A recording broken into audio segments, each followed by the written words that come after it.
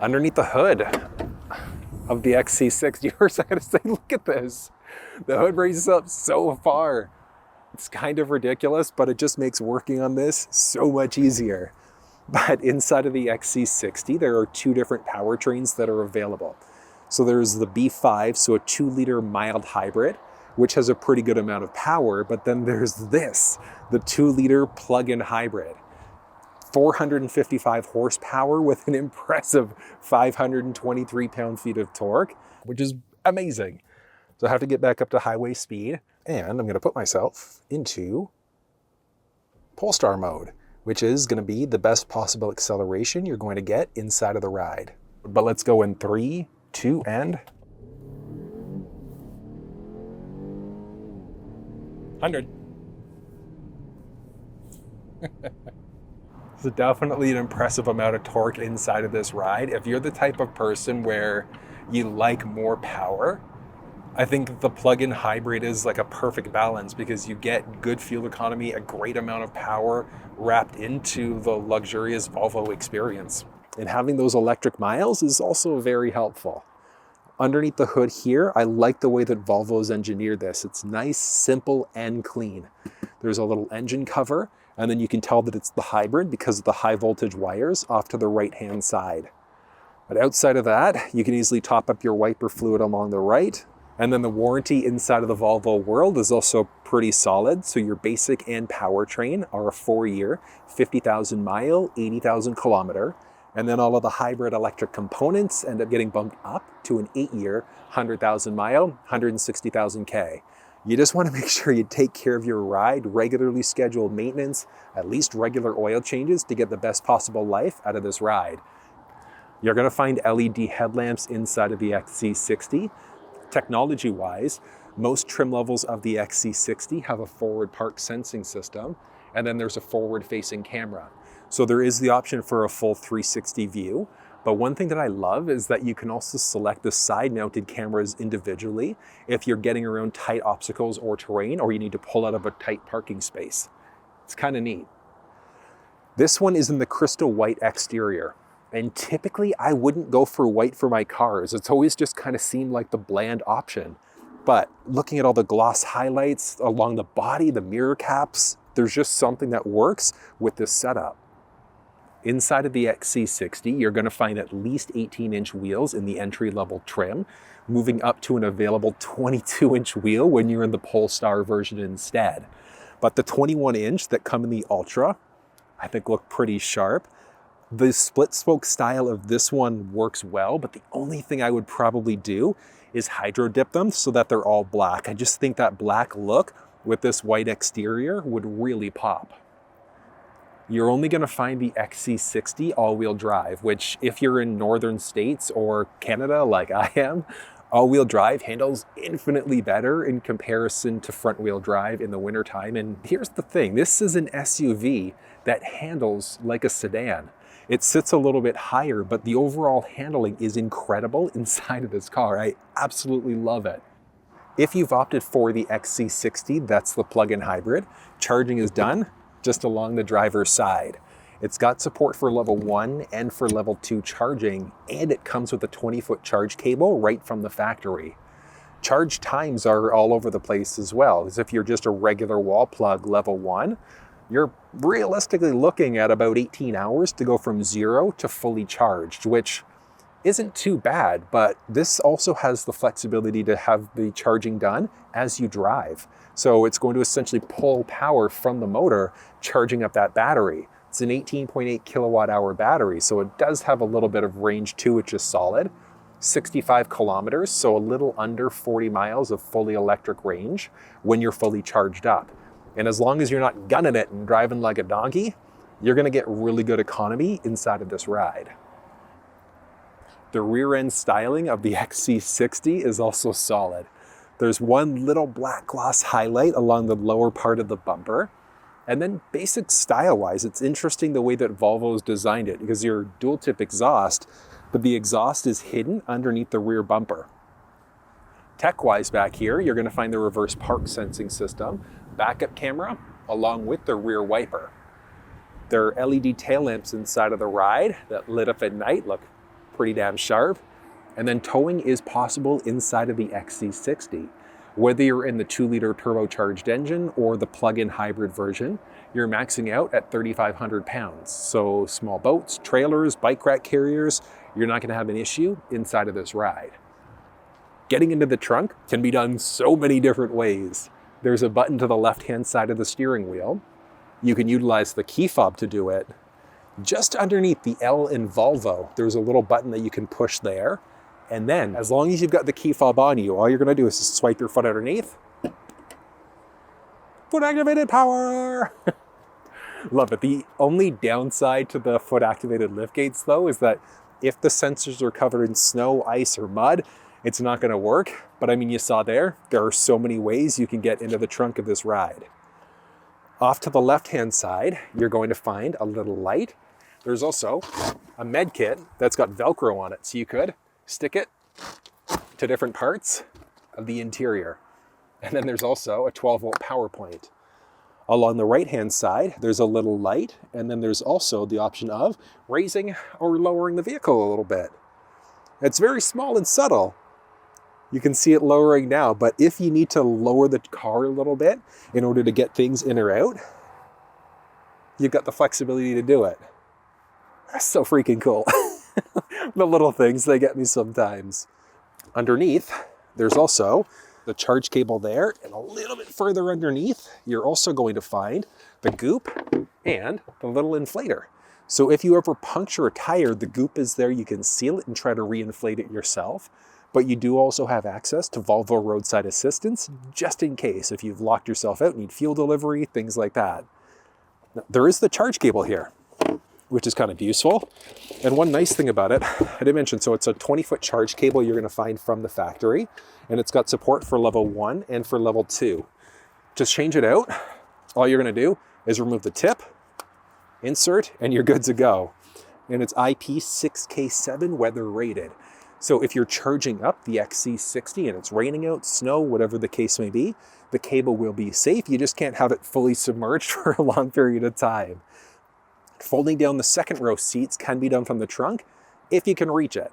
So along the top, you're just gonna grab and push in order to fold it down. And it is a fairly flat fold. If you don't need to get into the trunk, you do have the flexibility of folding down the second row seats from the second row instead of getting into the trunk. But there's a great amount of space, and the cargo measurements that you're looking at, specifically behind the first row, are going from right where the liftgate would close to right in behind that little armrest console between the first row seats. So you might gain or lose a little bit of extra space just depending on how far forward or backwards those seats are. The second row seats are also locked into place, so you can't slide them forwards or backwards or recline them at all. So it's this fold, but it is a 60/40 bench, but there's a lot of space inside of this ride. You can fit a lot of junk in this trunk. And then one neat thing about a lot of Volvo vehicles is that they've got a little pass-through just in behind the second row seats. It's actually for skis. And then there are buttons along the liftgate door if you wanted to close. Filling up fuel inside of the XC60 is done along the passenger side. And one thing is that it's a plug-in hybrid. So due to depressurization, in order to actually unlock this, you've got to get into the first row. And just to the left-hand side of the steering wheel, there's a button there that you can push in order to unlock. Takes a second. So like I said, it's got to do with depressurization, but eventually, pop it open.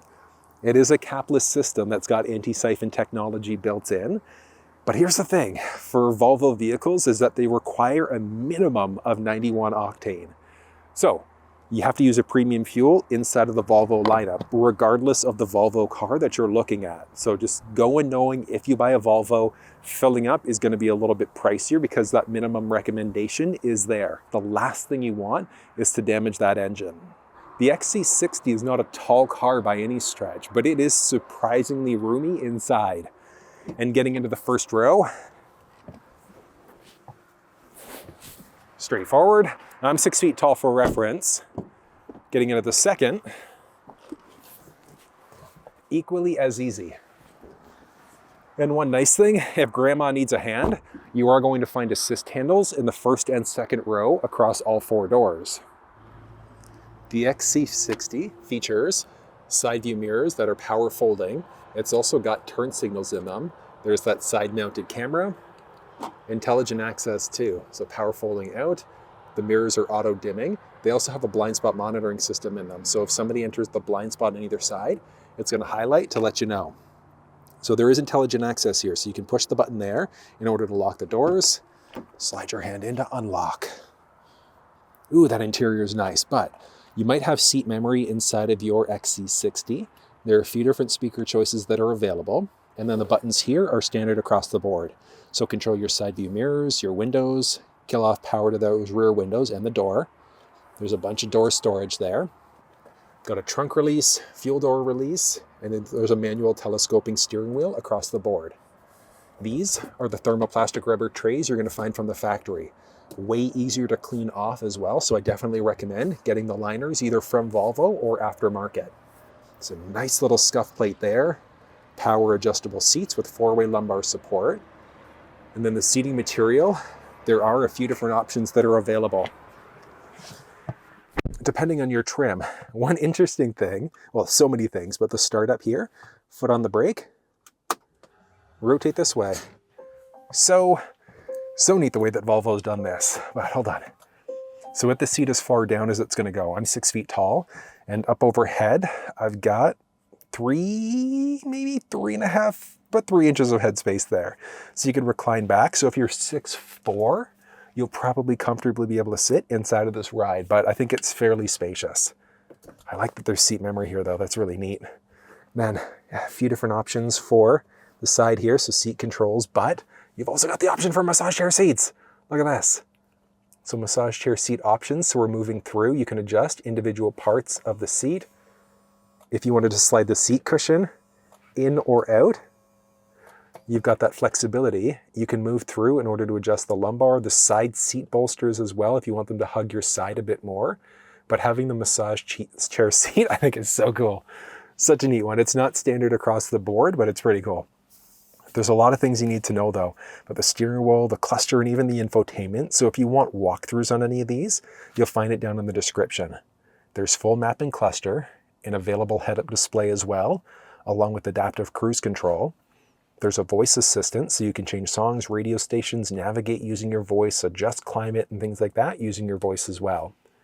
The infotainment system here is Android-based. It's got support for Bluetooth, so you can hook up Android and iPhone devices over Bluetooth, but it's strictly got support for Apple CarPlay, so no Android Auto support. It's got Google Maps built in, and also the option for the Play Store, so you can download most Android Auto apps anyways. And one really cool thing is that it's got full YouTube video playback support as long as you're parked.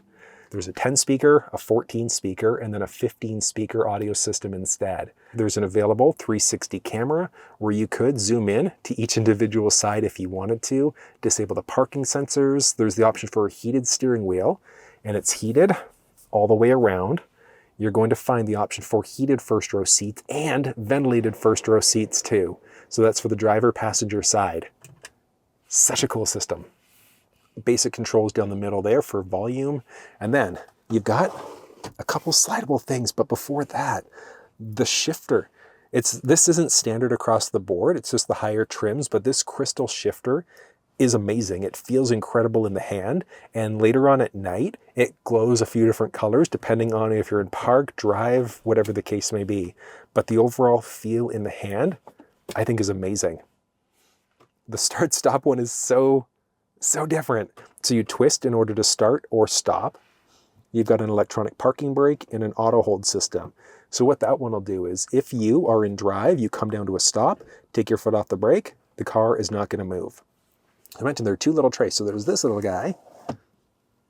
You've got a 12-volt power point there with some cup holders. And then you've got this little guy, baby storage. So teeny little storage area there. That's spring-loaded. Pretty cool. I love the overall style here though, and honestly, even if you're not crazy about the wood grain, there's always the option of upgrading to a 3M wrap aftermarket instead. The armrest here has a few USB power points right inside. I like the way that Volvo's done this instead because you can have your phone set up so that it's essentially non-distracting. So if you're plugged in over USB, you can just set your phone up there and you're set to go. There's a glove box down here that has a good amount of space to it. Non-lockable though. The visibility overall is solid. Like the pillars don't get in your way by any stretch. There's an auto-dimming rear view mirror. If you've got a garage door opener at home, you can program that in. There's SOS mode, along with basic controls for your cabin lights. And then there's this little slider. So you can use that in order to control the sunshade. You can pause it partway if you want to. And then you could also, hold on, let's open this thing up fully first. Look at that. Like, I love that. It just opens it up so nicely. From there, you can push up to create a little breeze or slide away to open it up. So single slide opens it up the majority of the way. Secondary opens it up that last little bit. Side profile outside is nice. From here, you've got a visor that has a ticket receipt holder on the inside, and then a little vanity mirror with a light. And then this, unfortunately, does not stretch out, so it's locked into place. So there's potentially going to be a little bit of sun that's hitting your eyes as you drive. I mentioned there's a head-up display, but there's also this little guy. So if you've paid for parking, you can just slide your little receipt in there. Very forward. I love that. It's just like a small, subtle detail that you'll find inside of the ride. Got a little assist handle in the first row for both sides. Love it. Oh, this is good. Nice and comfy. You are looking at 5 seats inside of the ride. No second row sunshades, but you'll find basics like your unlock button, a little speaker, window control, and some storage. The rubber trays, like I said, are so useful. Then, I've got the driver's seat set up for myself being 6 feet tall, and inside of the second row, I've got a good amount of knee space. Foot space is okay, and head space with me sitting fully upright. A little bit less than the first row, but like 2.5, almost 3 inches of head space here. And the second row seats inside of the XC60 are actually really comfortable too. Like on par, not quite as comfy as the first row, especially with those massage seats, but still, it's kind of nice at the same time.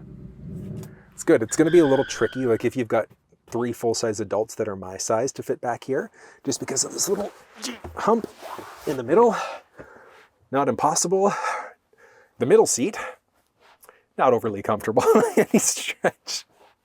Well, not at all. If you have to sit back here because you drew the short straw, you could do it. There's a boatload of head space, but it's just not comfy at all. But one nice thing, you've got all of the anchor points there with the top tethers behind the seats if you need it. Down low, you're going to find some mesh pockets behind both the passenger, yep, there we go, and the driver's side, with the option for heated second row seats on the outboard. So it's strictly going to be for the outboard seats. The middle seat here would never be heated.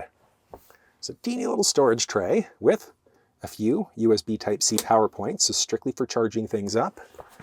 And then inside of the seat, you're going to find, watch this, cup holders. Love it. And then if this was folded down through the second, or through the trunk, I should say, it'd be a little pass-through for skis and things like that. But that's really cool. I don't know what it is. I love that. Back up. It goes. The seats are incredibly comfortable. It's a brand new press unit as well, so less than like 200 kilometers on it. So it's not broken in yet, but I'm gonna push it a little bit.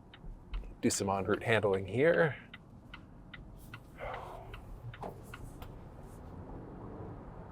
Oh, it's so good. Oh, it's so good. Fantastic handling. And I am absolutely going to give the XC60 this. It is incredibly quiet inside of this cabin too. Oh, the handling there is so smooth. That is one thing I'm going to give this car, is how smooth the drive is overall. Drivetrain wise, you're only going to find the XC60 all-wheel drive, which I don't think is a bad thing, especially if you live in northern climates or like northern places. I'm in Canada, so northern states, provinces, whatever the case may be. It's just going to handle way better during winter time. And like the handling, oh, it's so good inside of this ride. Incredible. And look at the turning radius here. love the smoothness. Back up to speed. Literally no complaints there. Handles incredibly well. The power is great. Good job, Volvo. I really, really like this car. So do you look at the Volvo XC60 as your next ride? It's going to depend on what you find important for you. If you're a fan of fuel savings, some electric mileage, way better power, but you're okay with the higher price point, the hybrid could make sense for you. But you can find all of the build details for this XC60 with links off to Volvo Canada, US, and all the tech walkthrough videos in the description. But if you found this useful, give it a thumbs up, share it with someone if you think they might find it helpful. And until I see you next time, take care. Just along the driver's side, and it's got support for level 1 and for level 2 DC supercharging. What? That's not right. If you've opted for the, I was going to say Polestar. If you don't need to get into the trunk, you do have the flexibility of pulling,